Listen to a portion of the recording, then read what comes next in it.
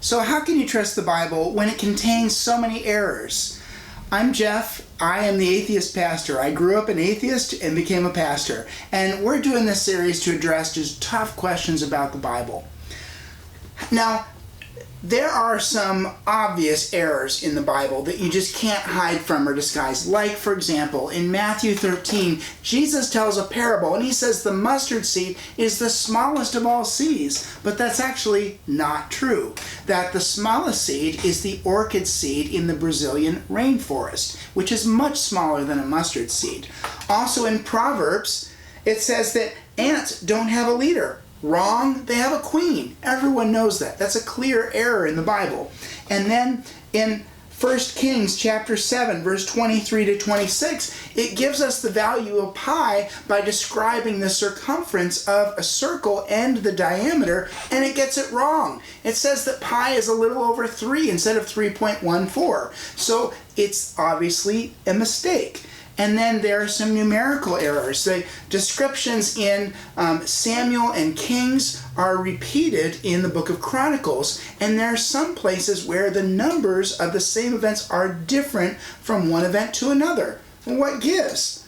And when you look at the genealogy of Jesus in Luke versus Matthew, they're different genealogies. How can you explain that? And then when you look at different accounts from the Gospels, there are differences in the Gospels in the same stories. How does this make sense? So when you see issues like this, you can't help but wonder, here you say the Bible is true, but I see all kinds of clear errors in the Bible. So it's important for us to stop and think, what is an error and what is a contradiction? And then understand the context in which something is given. So, for example, when Jesus is giving this fact about the mustard seed, he's giving a parable to a bunch of farmers that farm and know mustard seeds. Now, in this parable, can you imagine if he said, well, technically the orchid seed in Brazil is the smallest seed, but the smallest seed you guys know about is the mustard seed, so we'll talk about that. That just would have been confusing and distracting and really missed the point, which really wasn't about the mustard seed. It was about what the mustard seed produces, which is much more true the mustard seed. It produces a bigger plant than the orchid seed does. In the Proverbs about ants, the point wasn't to make a point about ants, but a point about hard work, that was really the purpose. And the same thing with giving the value of pi. Actually, the purpose of that passage in 1 Kings isn't about pi at all. It's to show you the size of the basin that it's describing in the story. And then when we get to numerical errors, that numbers, and this is different in biblical culture versus our culture, that there are times that numbers have theological significance, and there are times that numbers are given differently. Now, Samuel Kings was written between 1000 BC and 600 BC. Then Chronicles was written in 400 to 300 BC. So they're written at different times. The whole purpose of Samuel Kings is to give an accurate description of this is what happened in Israel. Chronicles is just giving a rough theologically focused history of the people of God. And so it has a very different purpose.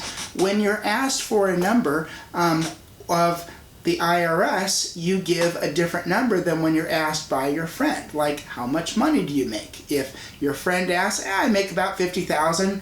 If your IRS asks, well, I make $52,324.18. So you have a different figure. So there are reasons. And then the genealogy of Jesus, in Luke, it gives the genealogy of Jesus through his mother Mary, and in Matthew it gives through his father Joseph. And so you have reasons for the different genealogies. And then in the gospel accounts, what's so amazing about the Gospels is we have 4 different sources, but we get the same picture from different perspectives, which gives us more of a whole idea of what was going on in the story at the time. And so when we look in a little bit more deeply, when we stop and consider what really is an error or a contradiction and what really was going on, it changes the way we look at these errors or supposed errors in the Bible. Now, to give us a picture of when one of the most classic errors that the Bible has been accused of was that in one of the most famous stories in the Bible, Daniel chapter 5, with the writing on the wall, and it says, King Belshazzar. Oops.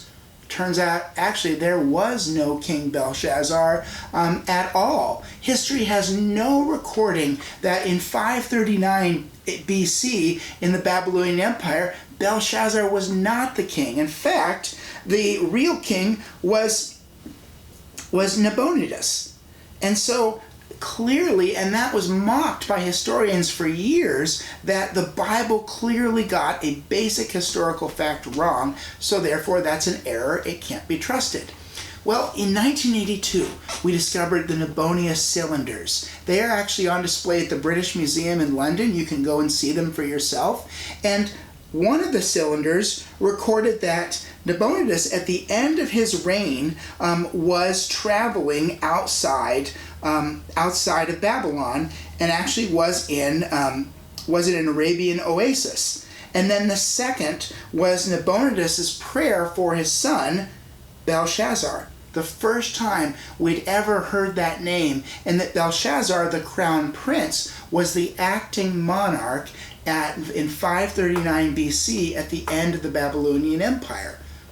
So it turns out we didn't know until 1982 that actually what the Bible recorded about the end of the Babylonian Empire was right, and all of our historians were wrong.